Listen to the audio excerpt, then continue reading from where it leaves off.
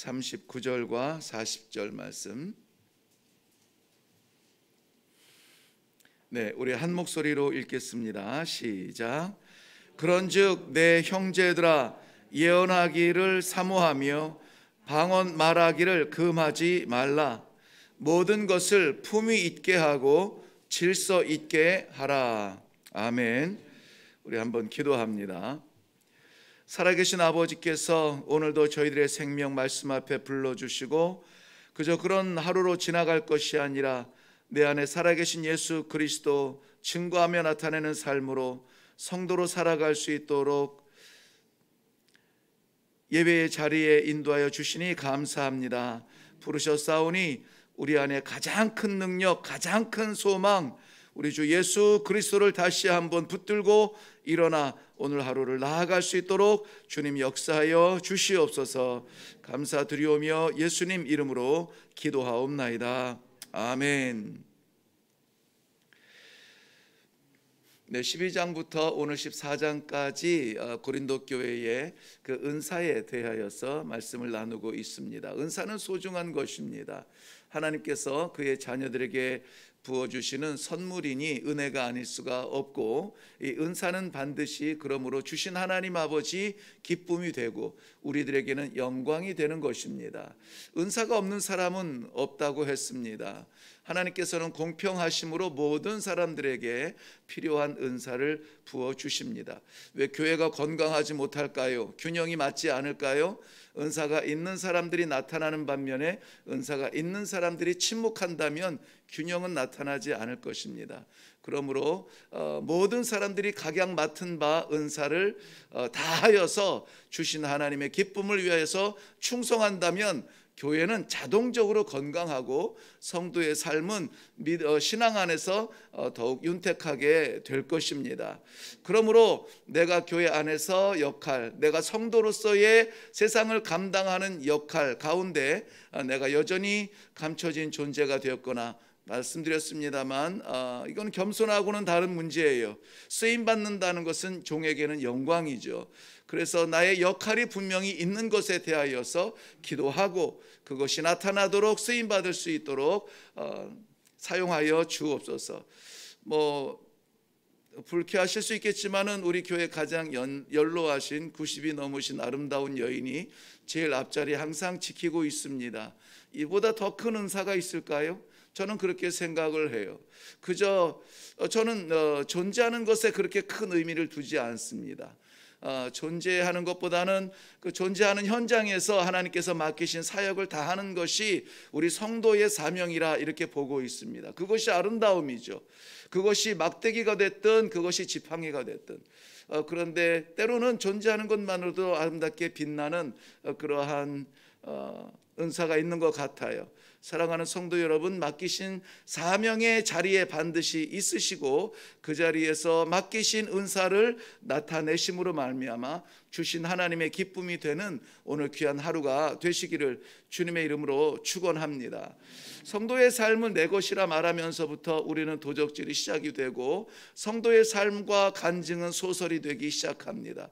반드시 우리의 하루는 하나님께서 맡기신 것이고 하나님과 함께 동행하는 그 길 가운데 하나님의 나라가 넓어지고 주의 뜻이 나타나는 것, 이것이 성도의 삶이며 교회 존재의 목적입니다.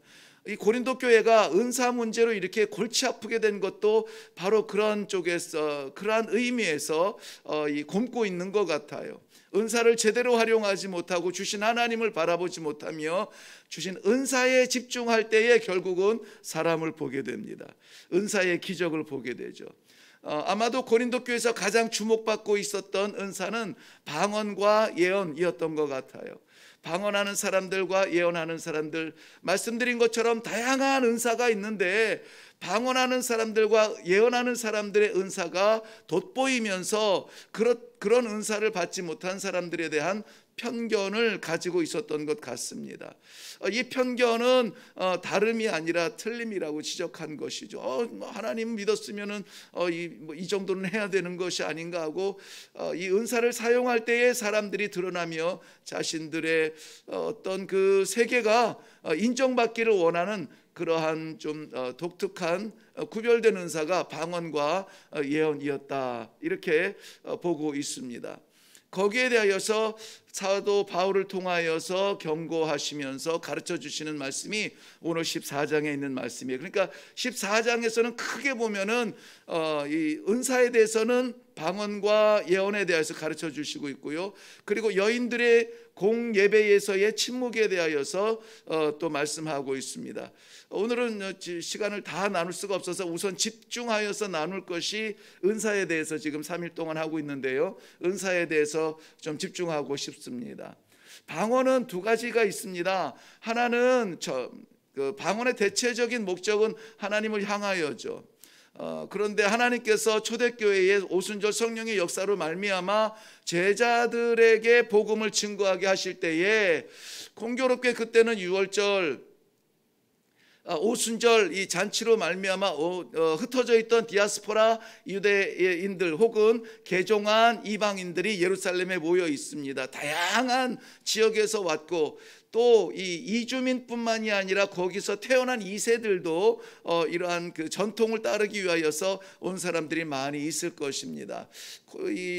우리 지금 한국 사람들 가운데서도 러시아나 이 변방으로 흩어진 사람들이 많이 있죠. 그분들이 아직도 이 한국말을 기억하는 사람도 있겠지만은 대부분은 희미한 기억 속에 굉장히 낯선 언어일 것입니다. 그런데 그 사람들이 한 곳에 모여 있는데 제자들이 광장에 서서 복음을 선포합니다. 제자들의 복음을 선포할 때 저들이 이상한 것이 각자 자기의 난 곳 방언으로 듣게 되는 것이죠. 그러니까 이것은 방언을 말하는 방언이 아니라 듣는 방언의 차원에서 이 방언이 선포되어지고 들려지고, 중요한 것은 저들이 하나님의 나라의 복음을 듣게 된 것입니다.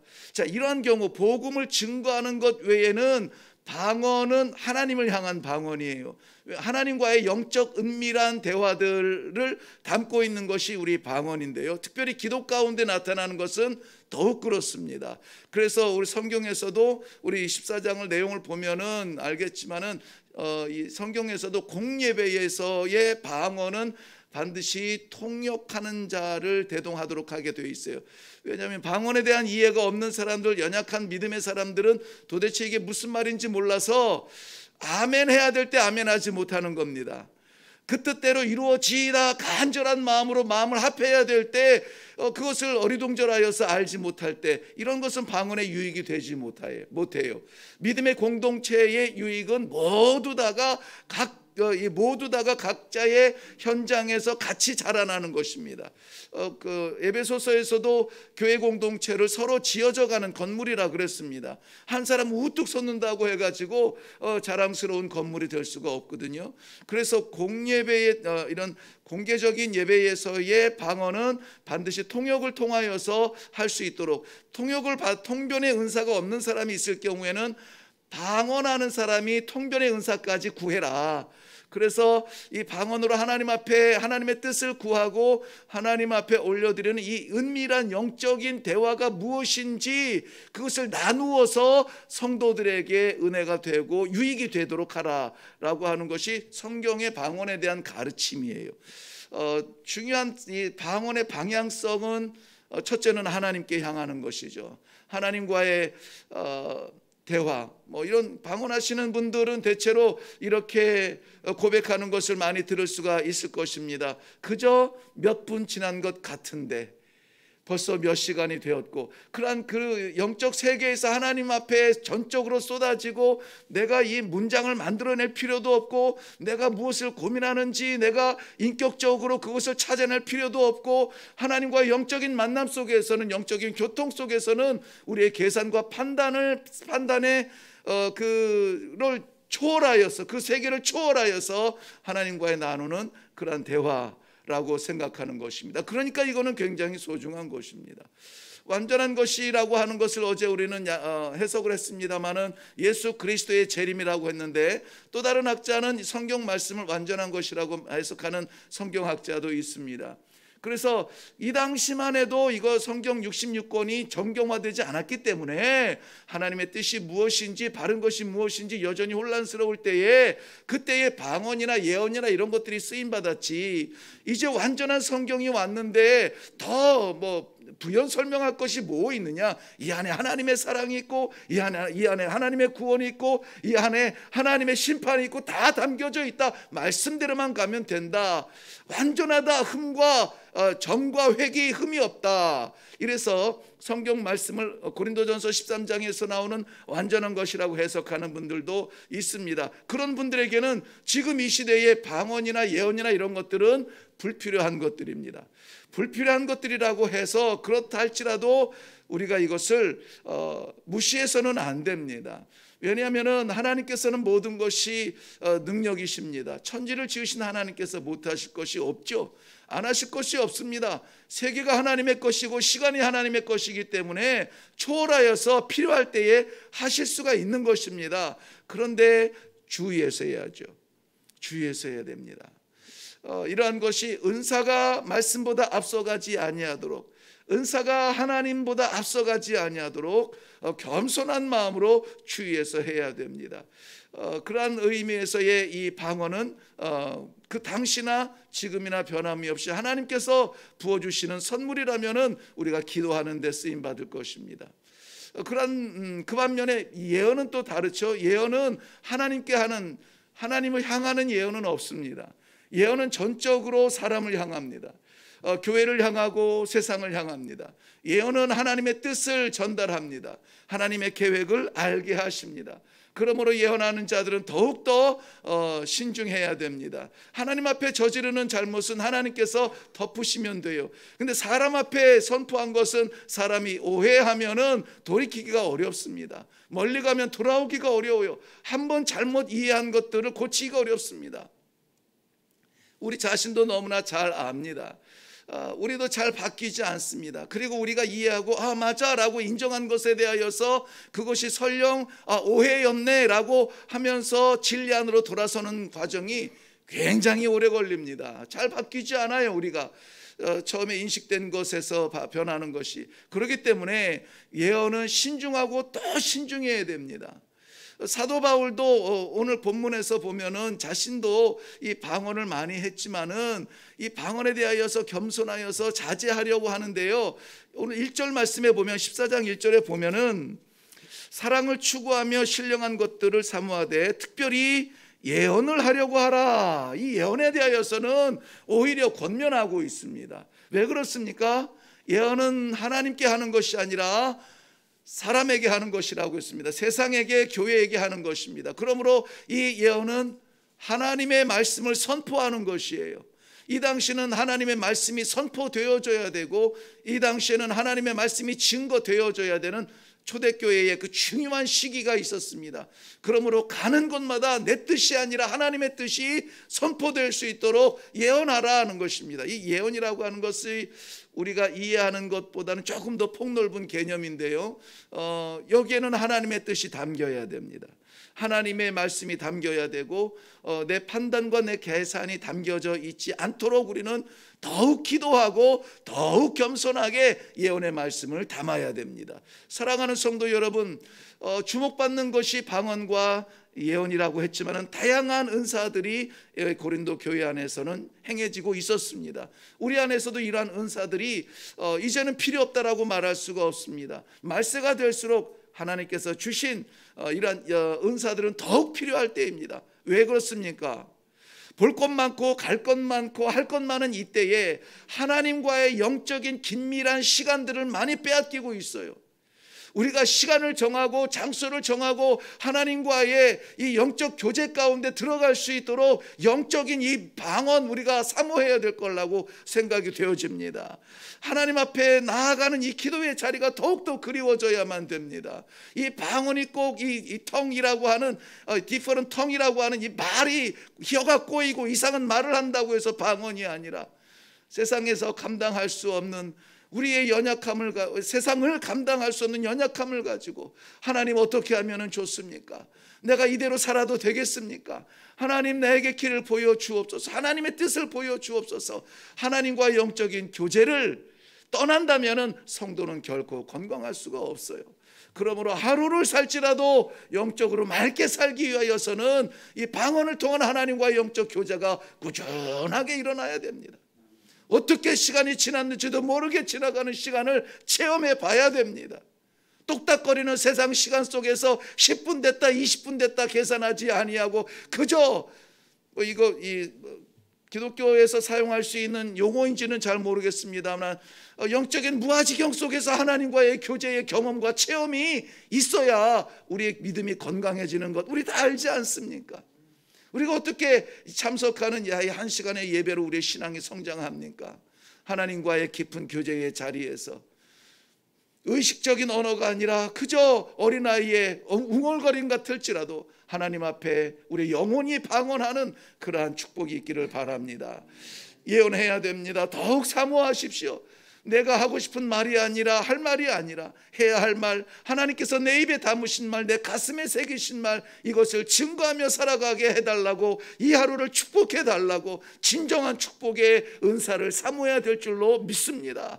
예언은 하나님께 향한 것이 아니라 사람에게 향한 것이라 했습니다. 공동체, 믿음의 공동체 했을 때 믿음의 공동체가 유익해야만 됩니다.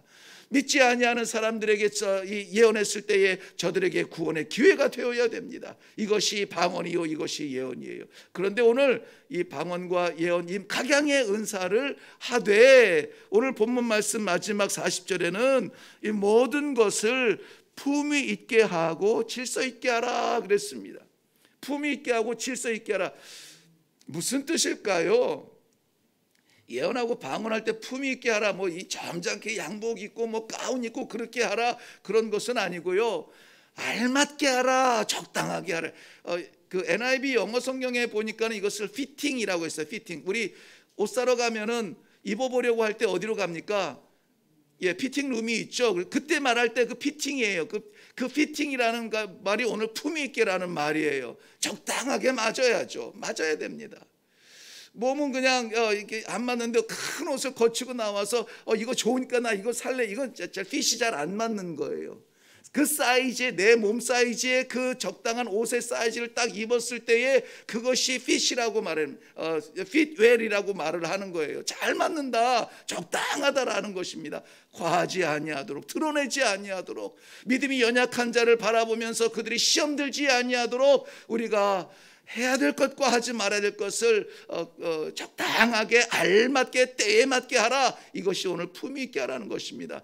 그것보다 더 중요한 말씀이 있는데요, 질서 있게 하라는 거예요. 질서 있게 하라. 은사 받은 것이 저주는 아니고 축복일진데 왜 은사 받은 사람들 때문에 교회 안에서 곤란한 어려운 문제들이 생깁니까? 질서가 무너져서 그래요. 질서라는 말을 그 NIV 영어 성경에서 죄송합니다만은 그 orderly way라고 그랬어요. 오더라는 말을 썼어요. 오더. 우리 왜 오더 받았어 이런 얘기 하잖아요. 그 오더를 받았으면 어떻게 됩니까? 그대로 해야 돼요. 거기에다가 덧붙이면은 안 돼요. 거기서 빼면은 안 됩니다. 받은 대로 해야 돼요. 오더라는 말이 참 재밌는데요. 질서라는 말에도 오더가 쓰지만은 명령하다 할 때도 오더라는 말 합니다. 그리고 또 우리 그 음식점 가서 주문할 때도 오더라는 말을 써요. 그러니까 내가 짜장면을 주문했는데 짬뽕이 왔어요. 물론 나 둘 다 좋아하니까는 괜찮아요, 그거 주세요, 먹겠습니다 하겠지만은 오더한 대로 나와야 되는 거예요. 하나님께서 주신 대로 나와야 되는 거예요. 내가 하고 싶다고 해서 하는 것이 아니라 하기 싫다고 해서 거부하는 것이 아니라 하나님께서 오더하신 대로 하는 거예요. 그게 질서입니다. 우리가 판단하지 아니하고 하나님께서 판단하여서 명령하신 대로, 주문한 대로, 질서대로 하라는 것입니다. 그렇다면 교회는 건강하고 성도의 신앙은 건강하고 튼튼해질 수가 있는 것입니다. 오늘 하나님께서 우리 각양해 주신 은사 없다고 말할 수가 없다 분명히 했습니다. 우리에게는 하나님께서 주신 은사가 있어요. 반드시 하나님께서 필요에 따라서 주신 은사인데 우리가 침묵해서도 안 됩니다. 적당하게 하나님 뜻대로 내 맘대로 말고 하나님 질서대로 교회 안에서, 세상 안에서, 그러한 공동체 안에서 이것 은사들이 나타남으로 말미암아 주신 하나님을 기쁘시게 해드리는 다양한 은사의 사람들이 되시기를 주님의 이름으로 축원합니다. 이 오더는 누구에게로부터 왔어요? 하나님께로부터 왔습니다. 내가 의지대로 끄집어낸 것이 아니라 명령 받았고 주문 받았고 질서대로 하는 것이 우리 성도들의 사명인 줄로 믿습니다. 그러므로 이 아침에 기도할 때에는 아버지, 주의 말씀을 받게 하옵소서, 주의 뜻을 받게 하옵소서. 무엇을 말해야 합니까? 무엇을 해야 합니까? 내 뜻대로 살게 마옵시고 아버지 말씀 순종하여서 이 하루도 살아갈 수 있는 성도가 되게 하여 주시옵소서. 나로 인하여서 영향력을 끼치어 연약한 성도들을 세우게 하시고 나를 인하여서 주의 복음 증거될 수 있는 그러한 증인의 삶을 살게 하여 주시옵소서. 은사 받은 자의 사명을 다 하시기를 주님의 이름으로 축원합니다. 기도하겠습니다. 살아계신 아버지, 믿음의 사람들이 연약해지고 위축받고 십자가 제대로 증거하기 어려운 이 시대에 우리 하나님께서 세우신 귀한 이 하나님의 백성들, 기도의 동지들 모두 다가 받은 은사 하나님께서 기대하시는 대로 뜻하신 바대로 증거하고 나타냄으로 말미암아 오늘도 세상 어디에선가 구석 곳곳에서 우리 하나님의 주님의 나라가 확장되어지며 주의 복음이 증거되어지며 아름다운 공동체가 튼튼하게 세워져가는 놀라운 축복의 하루가 되게 하여 주시옵소서. 감사드리며 예수님의 이름으로 기도하옵나이다. 아멘. 네, 오늘 말씀의 제목은 마지막 본문 마지막 그대로 질서 있게 하라 했습니다. 질서 있게 하라. 어떻게 해야 될지 알지 못하거든 기도하세요. 하나님께서 주신 것이 무엇인지 모르겠거든 기도하세요. 순종하는 마음으로 할 때에 우리가 나서지 아니하고 자랑하지 아니하고 들레지 아니하며 질서 있게 함으로 말미암아 하나님께서 내게 은사 주신 그것이 효력이 나타나고 열매가 되고 하나님 기쁘시게 하는 그러한 하루가 되도록 주와 동행하게 하여 주시옵소서. 주님의 명령을 무시하지 않게 하옵소서. 주님의 주문을 외면하지 않게 하여 주옵소서. 하나님께서 우리들에게 맡기신 사명의 현장마다 있게 하시고 사명을 잘 감당할 수 있도록 역사하여 주시고 은사를 부어 주시옵소서. 이 아침에 기도하시고 각자의 기도의 제목으로 나아가시며 특별히 오늘 출산을 위하여서 수술대에 오를 우리 그 애기 전도사님 이성은 전도사님 출산을 위해서도 여러분 기도해 주시면 고맙겠습니다. 우리 다 같이 기도하며 나아가겠습니다.